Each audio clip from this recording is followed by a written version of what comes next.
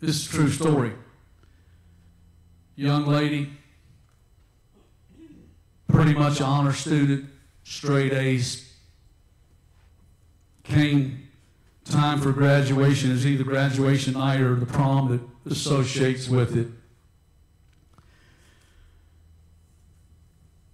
She asked her parents if she could go out that night. They extend her curfew, and they did. They went on to bed knowing that she would come in at the time that she said she would, because she'd just always been a good kid.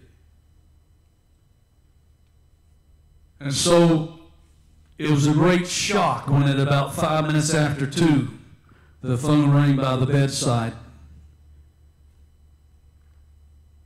And the dad very sleepily answered. Lived in a small town. The chief of police knew him by name. They were friends. And he called him by name and said, "I hate to bother you this time of hour." He said, "But there's been an accident. And your daughter's been involved in a car accident. And I hate to tell you this, you didn't make it. And we need you to come to the hospital morgue and make positive identification of the body." He stumbled out of bed hoping that somehow this all was just a bad dream. Hurriedly got dressed, got out the door, got in his car, started en route to the hospital, and just so happened on this same stretch of highway was where this accident had occurred. There were still some people on the scene cleaning up the road, getting wreckage out of the road, and he walked over to the twisted, mangled car that his daughter had been riding in, and he wrenched open the back door and looked in on the floorboard and saw a third of a bottle of whiskey. He picked it up. He wasn't a Christian. He wasn't saved. He didn't serve God. He grabbed it and squeezed it until his knuckles turned white, and he began to curse. And he said, "If I get my hands on the person who sold my baby this bottle, I'll rip them apart." Threw the bottle back down on the floorboard, got in his car, went to the hospital, made the positive ID.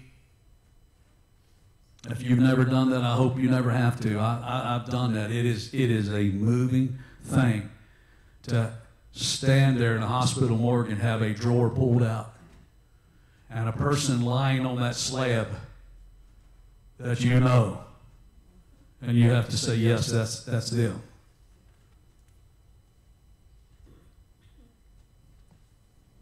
Numb and still in shock, he pulls back into the driveway of his home. The first pink rays of dawn are breaking in the east. He gets out of the car and he feels the weight of the whole world on his shoulders. He stumbles down the steps into the den. He walks over to the liquor cabinet where he always goes when he has a rough day. Remember, what you turn to is what you'll turn into. He opens the door to reach for a bottle, and he sees a bright colored Post-it note stuck on the inside of the liquor cabinet. He peels it off and he holds it up to his face, and in his daughter's handwriting he reads, "Daddy, we knew you wanted us to have a good time tonight, so we took one of your bottles," and there's a heart.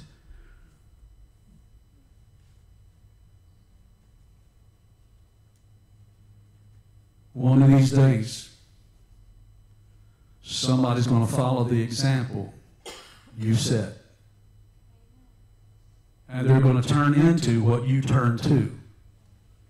Because the unintended consequences of your life, whether for good or bad, are going to be you leave an example to those around you that will not be denied.